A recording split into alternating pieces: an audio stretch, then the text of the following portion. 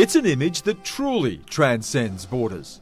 Mohammed Ben Hassan is an Arab watching events in the Middle East on Chinese state television from his home in Beijing. He's been glued to television newscasts for weeks since the uprising in his native Tunisia.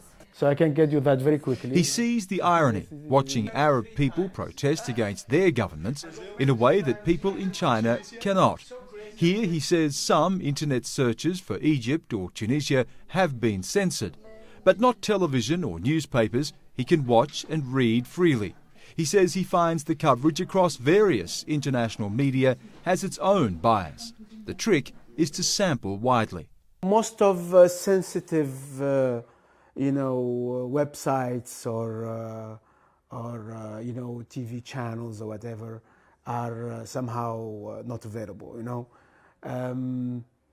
but we always have our ways to see these things, It's my mom, she came to... Mohammed has been in China for 15 years. He was married here, his children born in Beijing. But his heart has always been in Tunisia, and he's never been more proud. He says he wished he could have stood with the protesters. It was the blood of the poor people who were spilled in the street. It was the power of people. It was about dignity. Atef Mohammed Abdullah is an Egyptian, also in Beijing. From far away from his home country, he says time is up for President Mubarak.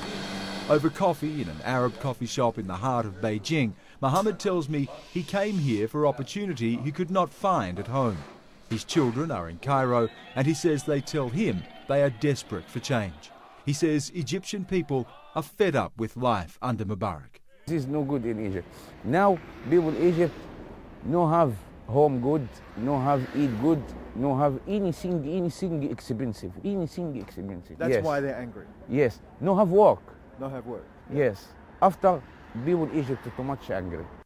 The two Mohammeds, one Egyptian, one Tunisian, both coming to China to escape the poverty and unemployment at home.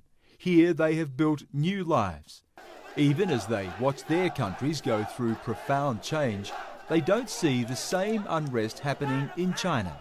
I don't think the Chinese government would fear any revolution here because I think things are going well as at least what we see.